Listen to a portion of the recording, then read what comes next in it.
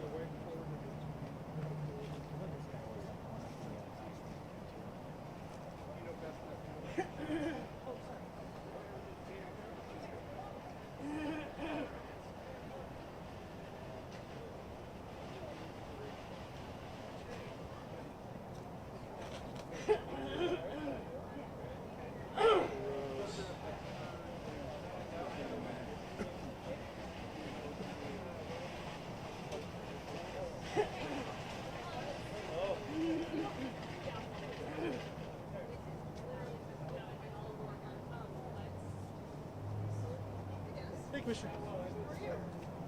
I'm okay. Hey, Council. You too. You too.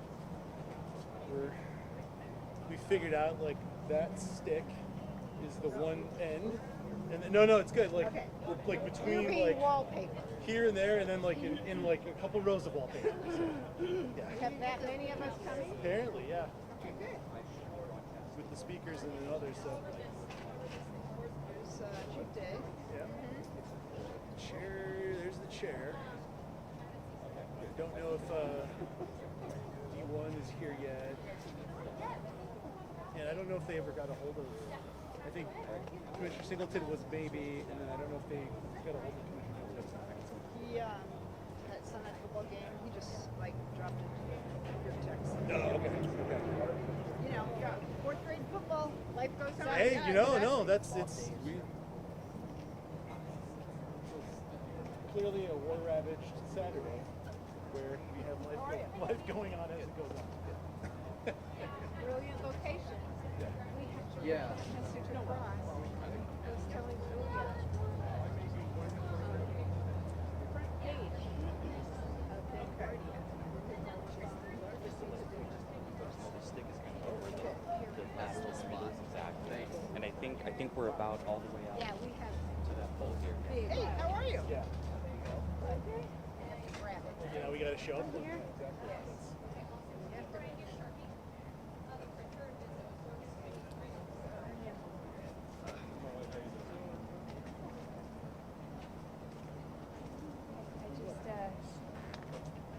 This is our makeshift podium today.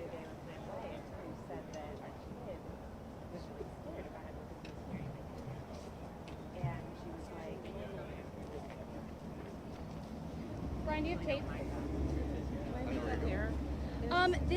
This is where the remarks are gonna go, so it'll probably get knocked off. As long as you don't think it'll get knocked off by them moving around remarks. Perfect.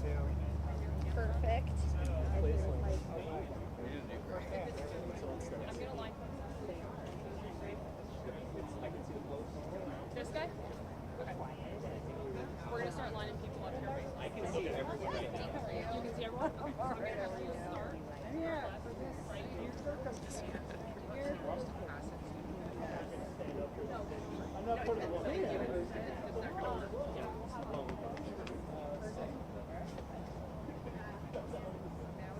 All right, Rita, we're gonna try to get Claudia lined up here. Hey, how are you?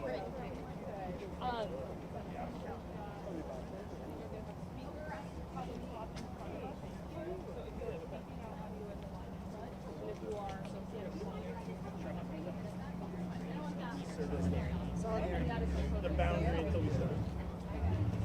No mistake. And that stick is the boundary. I'm gonna have you come up here in our speaker order. All right. Are folks familiar with what order we're going in?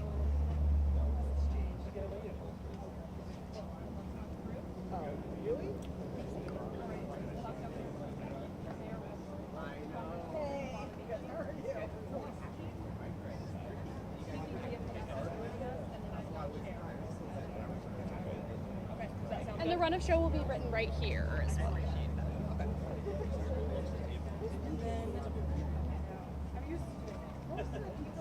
That was his barrier stick Oh, on that was it set. really? That's Yes. There's a. Just figured you might want it there. Yeah, that's good. A lot of good folks. How are you? It's been so long. Hey, Eric Zimmerman, District 4. How are you? How are you? Good to see you. Yeah, could be. When I see you, it's surviving. We'll make it. My remarks are like this.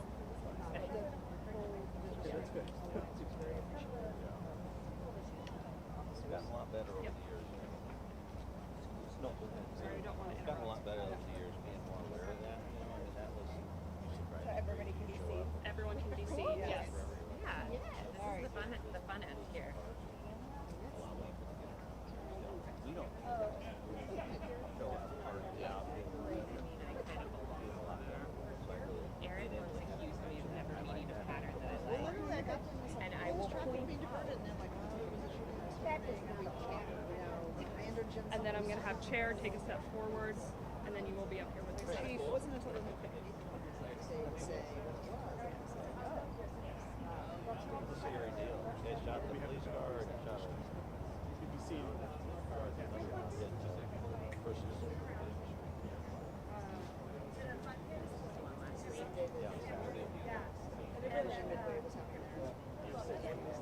Like right there. Right there, literally right there.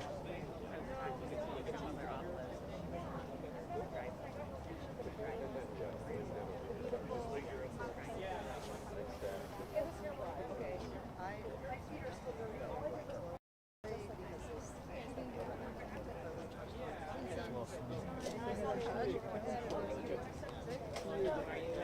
Good to see you. See you now.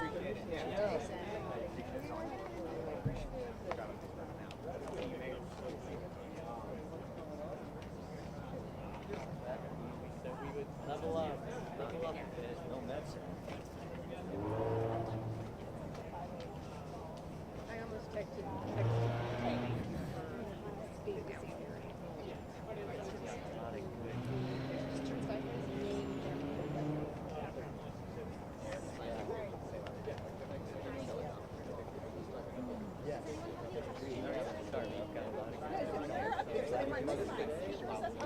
Yes, in order of speaking. That would be perfect. And we'll normally go from this side, so I'll give Mayor Wilson over here.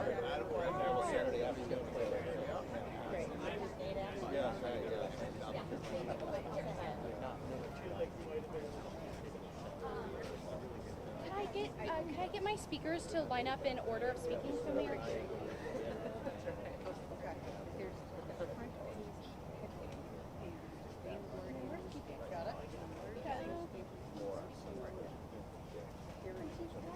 Speaker order, so you're going to be right behind, let's see, Congresswoman, so you'll be right up here. Oops, sorry, put you on this side. So we're going to have Mayor Wilson right here, and then Congresswoman, and then Chief, and then we have Vanessa coming. And then Mayor Wilson, can I get you on this side? So we're going to be in speaker order.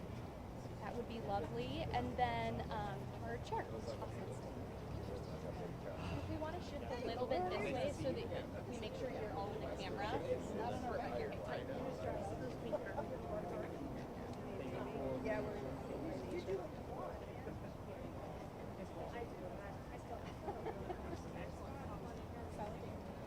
yes, we're wearing the right color stuff.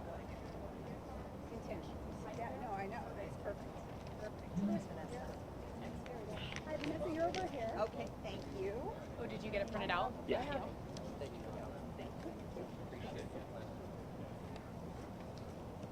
have some. I got out. That would be lovely. I would appreciate that. I need to write it down. Sorry, they want us to. Sounds so good. It would be in order, so I'm supposed to step here between the two of you. Push it. Oh, appreciate you keeping order too. Yeah, oh, yeah.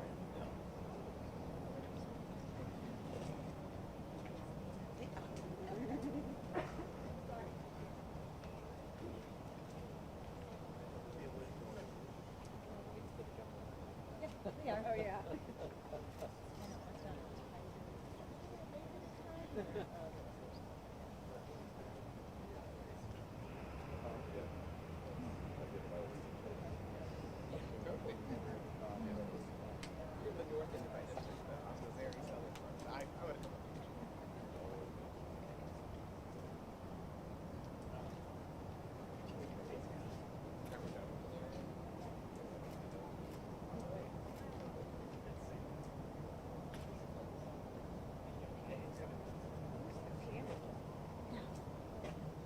Thanks for your patience. Governor will be here in just a little bit. Thanks. Just some quick ground rules. We will go through a prepared program with a run of show, and then afterwards I'm going to kind of go through and do like the regular, I'll be leading the Q&A portion of this. Thanks for being here.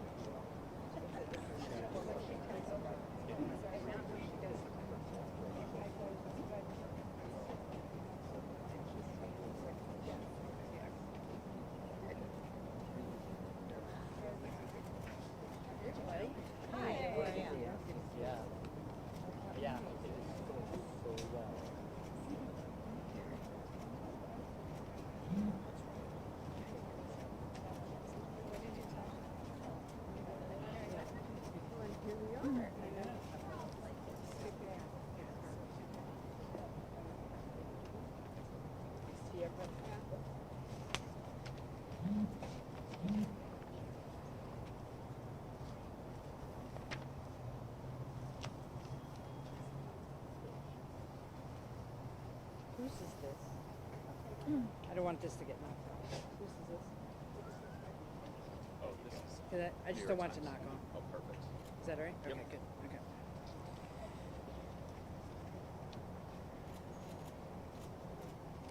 Well, good afternoon, everyone. Thank you for being here. Thank you for joining me and the group of elected leaders and community leaders behind me. We are in the central city of Portland, Oregon, and it is a beautiful day, and we are very happy to be here speaking with you today. In my conversations directly with President Trump and Secretary Noem, I have been abundantly clear with them that Portland and the state of Oregon believe in the rule of law, and we can manage our own local public safety needs. There is no insurrection, there is no threat to national security, and there is no need for military troops in our major city. Military service members should be dedicated to real emergencies. The members of the Oregon National Guard, their mission is to stand up and protect Oregonians, and they will do that every day, but they are not needed in the city. They are not needed here. And you can tell because you're here with me in Portland. You can see that this city is safe and calm, and it is a beautiful day to be here. For those of you who are here downtown or watching at home, you know that our city is not the place that people think it is from years ago. There is business thriving, people are coming downtown, they are enjoying this community. We have students who are ready to go see the Lion King tonight at the Keller Auditorium, people are going to the Timbers match, people are downtown shopping. Folks who are getting ready to go to work at the restaurants here that make the Rose City a culinary capital are getting ready to go to work. People are shopping. People are going to the farmers markets or at the Saturday market. Portland's doing just fine. And I made that very clear to the president this morning.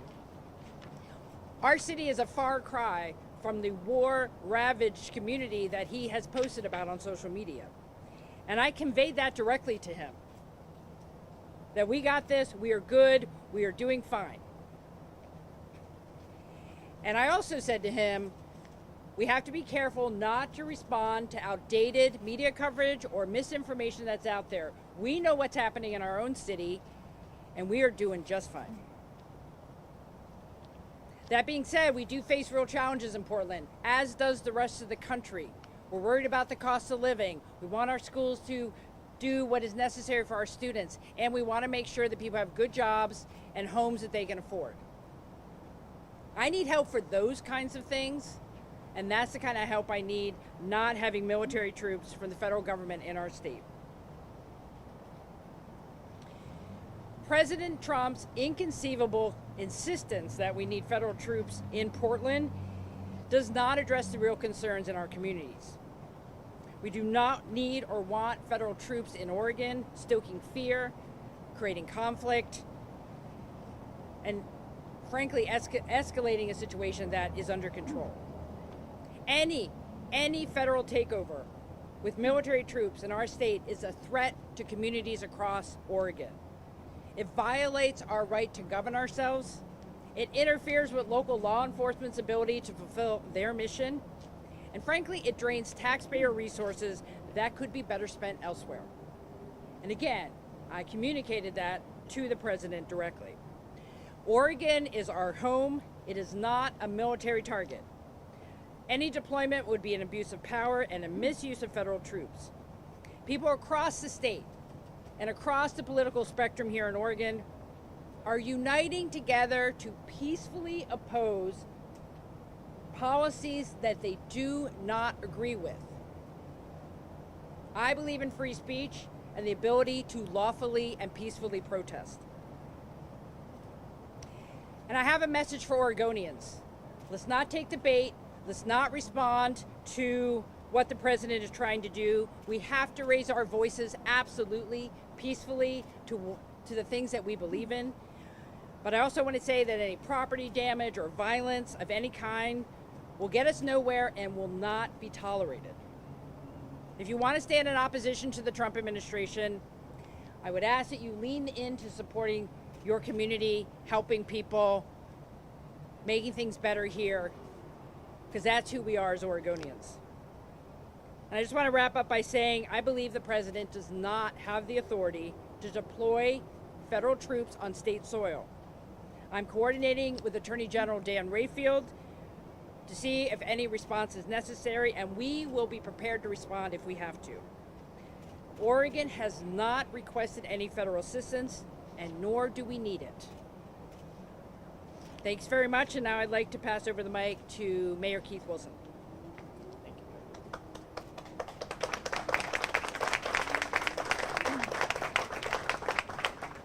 Well, good afternoon, and thank you for joining us. And also thank you to the friends and colleagues that are standing with me today. Appreciate you on such short notice coming out to show your support for Portland. I'll jump right in. President Trump has directed all necessary troops to Portland, Oregon. The number of necessary troops is 0 in Portland and any other American city. And let me repeat that. This is an American city. We do not need any intervention. This is not a military target. The president will not find lawlessness or violence here.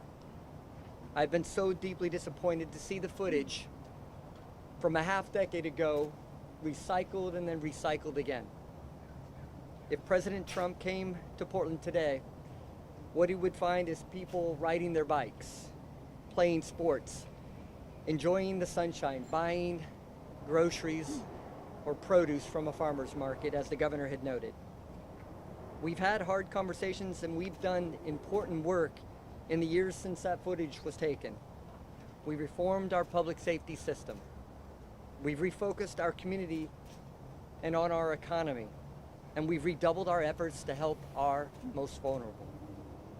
In fact, we could use federal help for all those things I just listed. Imagine if the federal government sent hundreds of engineers or teachers or outreach workers to Portland instead of a short, expensive, and fruitless show of force. On Monday, I will gather with a dozen regional mayors to sign a joint statement modeled after that of Mayor Brandon Johnson of Chicago. who received the same ugly threat of military deployment as Portland now has. Like Mayor Johnson's executive order, our statement will be one of values, of caring for our community and caring for each other. And that's what we need right now, not occupying troops. It will also cover the standards that we hold ourselves to and the standards that we must, as a nation, hold our federal law enforcement and military to. We have a place at the table for everyone willing to lend us a hand, and that should include the federal government. Again, I am so deeply disappointed with the federal government's irresponsibility. At the end of the day, this may be a show of force, but that's all it is. It's a big show. And after a big show, everyone goes home, and that's what I want to happen here today. In Portland, we have a long and proud tradition of peaceful protests. We have a long and proud track record of being at the forefront of positive social change. There are new risks today, risks that we do not yet fully understand. The administration has refused to elaborate on what they mean when they say they will deploy full force against our city and citizens. I will also say this: avoiding the unknown element will not help us prevent from joining together to bring our voices and speak as one and call for an end to federal government unwanted, unneeded, and un-American deployment to the city that we all love. Thank you for coming here and thank you for joining us. And I'd like to return this and turn it over to Congresswoman Bonamici. Thank you, Mayor, and thank you, Governor. I'm Suzanne Bonamici, and I proudly represent Oregon's 1st Congressional District, where we are right now. I share Portland with Congresswoman Maxine Dexter. On the outskirts, we have Congresswoman Andrea Salinas and Congresswoman Janelle Bynum. And we're here as a delegation to say we do not need and we do not want federal troops here in Oregon. This is a gross abuse of power by the president. He does not have the authority to send military troops to a city. And I tell you, I am in Portland a lot. I was at the ICE facility a couple of days ago. I was in Portland yesterday on the east side for a meeting and last night for an event. Nowhere did I see one single indication that we need military troops here. I strongly oppose this action by the president, and I thank the governor and the mayor for their words. And I also want people to understand that Portland is a place of possibility.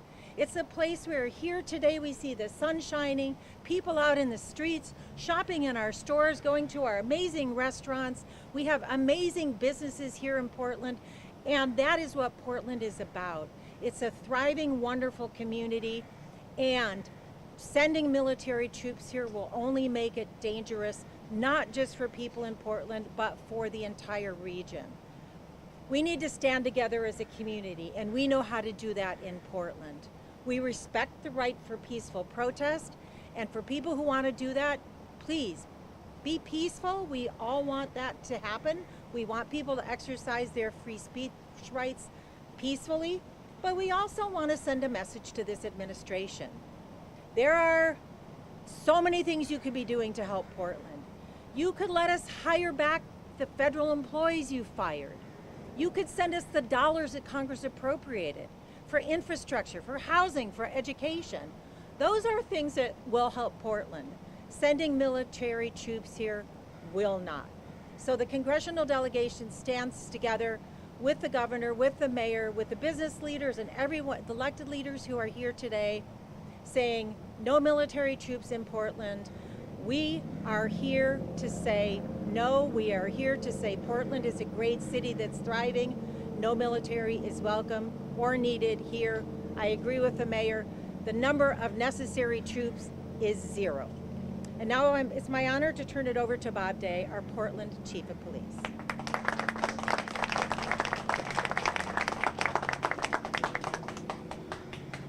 Peace for Portland. Over 3 decades, that's been a personal mission of mine as I've served the Portland Police Bureau and I've served the community. And it doesn't change just because of today's events. And it doesn't change for the Portland Police Bureau because of today's events. The men and women of the Police Bureau will continue to show up and to provide the highest level of service and safety to ensure peace for Portland, for all Portlanders. We have had an amazing year of free speech expression, and I have no doubt that will continue. We have had literally tens upon thousands of Portlanders walking the streets, in our parks, expressing their First Amendment right, their opinion, their dissidence with what they're seeing happening on a federal or even a local level. And yet we have not had arrests, we have not had vandalism, we have not had challenges that we have faced in years past. We have a track record that we are demonstrating to one another and we are demonstrating to the country about how this is being done. I fully expect that to continue. I fully expect there to be more events similar to what we have been seeing, and I fully expect Portlanders to continue to show up in the manner in which they do. And I am grateful for that. It is safer for them, it is safer for our officers, it helps our community thrive, and I am in alignment with what you've already heard, encouraging that expression of free speech. Finally, this does not change in any way our performance or involvement in immigration. Portland Police Bureau continues to adhere to the rule of law. We are not engaged in immigration enforcement. We are not participating or supporting any kind of immigration administrative work. I've been very transparent with our community and our leaders. I am in regular contact with our federal leaders on the law enforcement side, just as I have been in the last 24 hours with our immigrant leaders and also protest organizers. The role of the Portland Police Bureau is to continue to remain in the middle, to continue to be a steady, peaceful presence that ensures safety for all. Peace for Portland. I'm confident we've demonstrated that, and I'm confident we will be able to continue to demonstrate that. Thank you. I'll turn this over to Vanessa Sturgeon.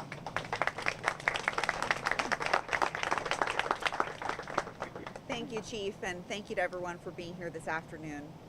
I'm representing the Portland Metro Chamber, the Downtown Portland Clean and Safe, and our Charitable Institute, the largest business association in the state of Oregon. I'm the president and CEO of TMT Development. We are a major property owner in the city and a multi-generational family-owned business. Portland is a city on the rise. We are working to tackle our biggest challenges together. We don't always agree, but we do agree that we love this city and it does not need federal troops. Business perspective is that this is not good for our economy. We don't want our retail hospitality and vibrancy to be impacted like we've seen in Washington, D.C. We stand united with partners in labor, government, and business behind our local law enforcement. We are grateful for what they do and support them managing our local public safety and have signed on in a letter of solidarity and support. Portlanders have always met challenges with strength and unity.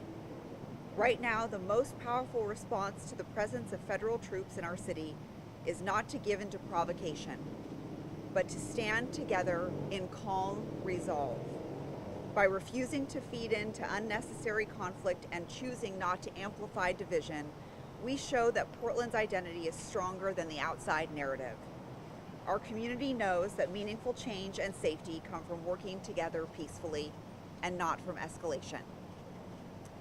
And now, please join me in welcoming Multnomah County Chair Jessica Vega-Peterson. So good afternoon. Thanks everyone for making time to be here today. I appreciate Governor Kotek, Mayor Wilson, everyone for being here today. I want to point out that we have folks here from so many levels of government. We have the Metro Regional Council, we have Portland City Council, we have Multnomah County Commission, we have state representative, we have the federal delegation, because it is so important to show us in solidarity with law enforcement and the business community that we are very serious about what's happening here and we're standing together opposed to the action that President Trump is taking around Portland. So I will keep my remarks brief today. Today is an absolutely glorious fall day in Portland. It's the type of day that we used to like not tell other people about because we didn't want so many people to come here. It also could not be further from the administration's depiction of our beloved city. Take a look around us. Military intervention is not wanted, it is not needed, it is not lawful. Frankly, it belittles and demeans the real pain, death, and destruction that is happening in war zones around the country that the president should be paying attention to. It is a colossal waste of federal personnel and resources to be sending them here to Portland. What our region actually needs from the federal government is for Medicaid and for our social safety net services. Those are services that Multnomah County will continue to provide in a manner that treats every person with dignity today and every day. The last thing that we need is fear and conflict from our federal government, which is all that this administration is doing right now. I am confident that in this moment, our community will not let this administration divide us. We will show the world who we are in the best possible way, standing strong for our values and caring for our neighbors like always. Thank you.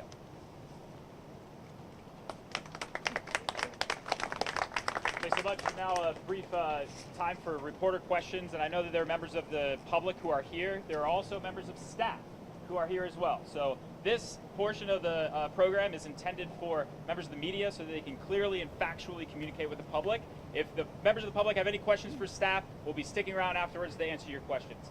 Before I call on you, if you will state clearly who you are and what publication that you are representing, that'd be great. And we'll start here. Hi, I'm wondering, has Secretary Hegseth asked you to deploy the National Guard here in Oregon? We have had written communication from the Department of War, and we are reviewing that. But I want to go back to my earlier conversations with both Secretary Noem and President Trump this morning. I was very clear with them. We disagree with the premise that we need federal troops here. And at this point, I am not going to be approving any utilization of Oregon National Guard. Is that what you asked for, Governor? And we'll start here. I'm Victor Park with KATU. What was President Trump's response to you during those conversations? And also, are you planning to sue the federal government alongside Mayor Keith Wilson, similar to what California did when troops arrived there? Well, I think this is a very fluid situation, so I'm not going to speak to future actions. My conversation with President Trump was trying to understand his rationale, and I believe it is based on information that is not accurate today. There are protests here, but it is not what we saw during the pandemic where we had significant violent protests. I told him that. He thinks there are elements here that create an insurrection. I told him there is no insurrection here and that we have this under control. I have complete faith in Portland Police and Chief Day to make sure that we're holding people accountable if they cross the line. But we have lawful protests here and we do not need military troops.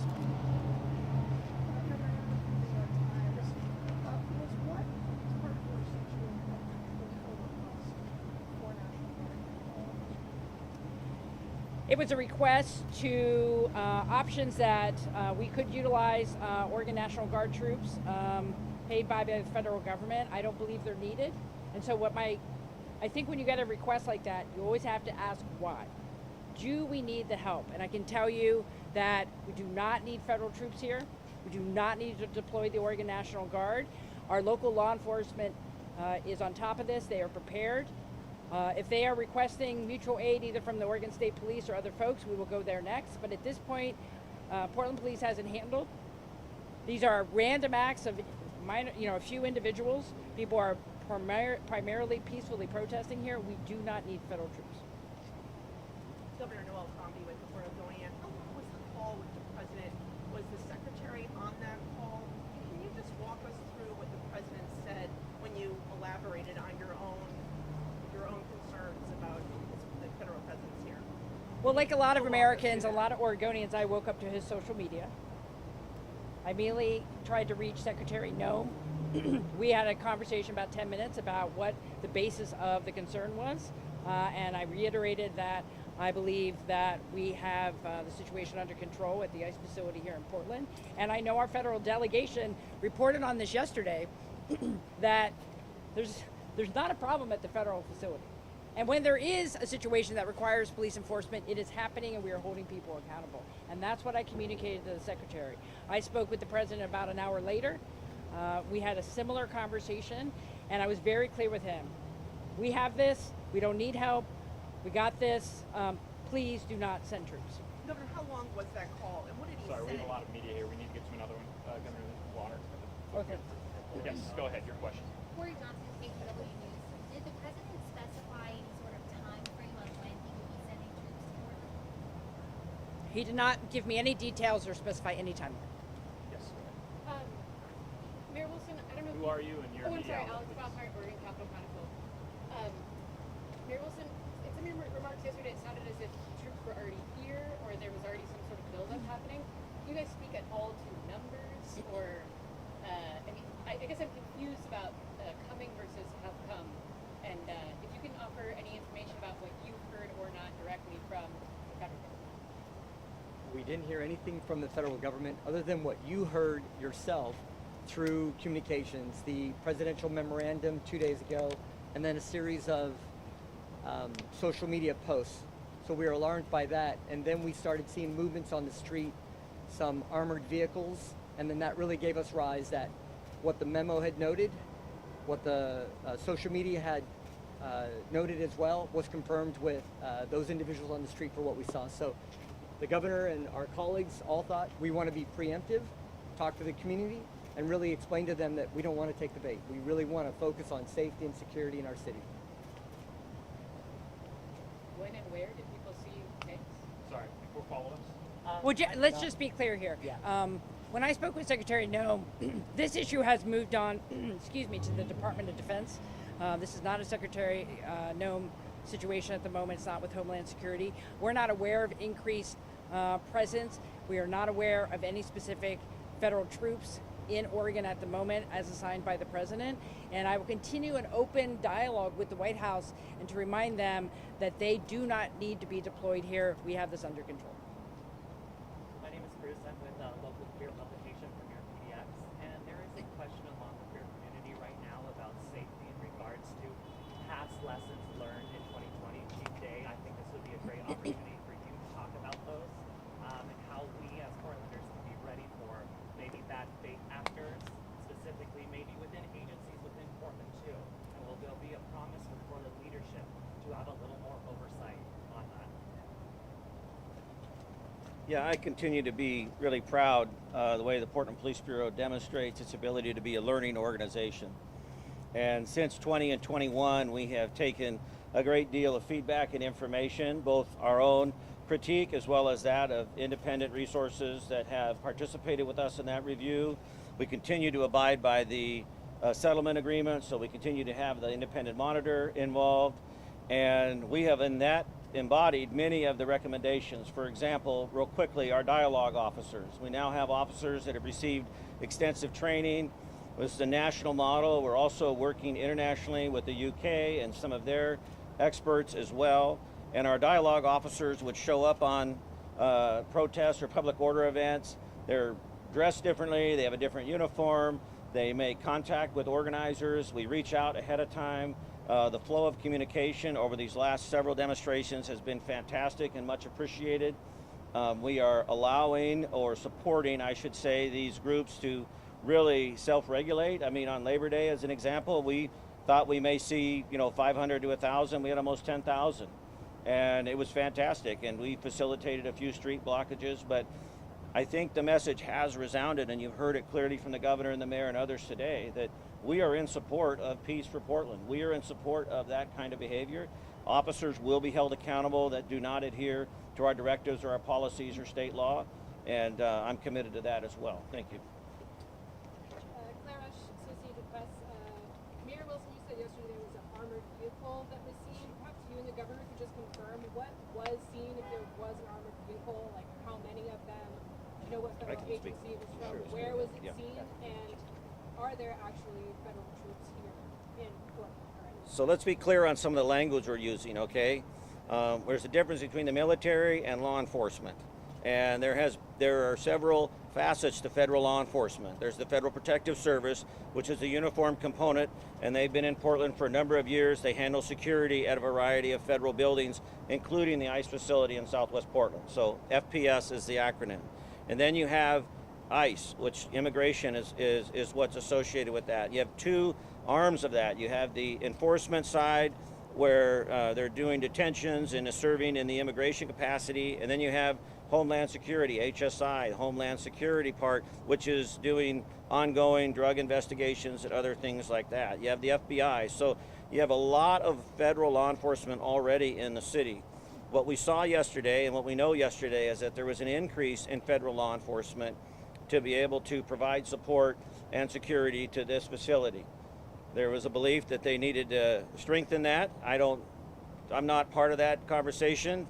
They're not required to share their operational plans with us, but we do know that there has been an increased number of federal police officers deployed here in Portland, and I believe the reference to the armored vehicles is some of their equipment, which is not uncommon for them to have, an armored car or something like that. We haven't seen it deployed, but it would not surprise me. I saw something on the news that I'm speaking to now offhand. That is not something that I've been told, but that's the distinction. So it's Federal Protective Services that's seen any? Well, it could be Federal Protective Services, it could be Border Patrol, it could be HSI. I mean, it is an alphabet of organizations on the federal law enforcement side. I don't want to speak specifically because I don't know the titles of who's here, but I do know that there are more federal law enforcement officers here designated to provide security for the buildings and try and, in their mind, try and provide a higher level security for their staff and employees, et cetera. Okay. Heather Roberts with the Oregon Radio News Network. Just to clarify the timeline this morning, then, Governor, you had to reach out to the president after he posted on Truth Social, or did anyone from the White House initiate that conversation before he posted it on social media? We had no proactive communication from the White House until I reached out. This is Andrew Schwartz with Willamette Week. Governor, can you clarify the statement regarding, it sounded like you were saying a memo was sent seeking authorization to use the Oregon National Guard. Did I misunderstand that?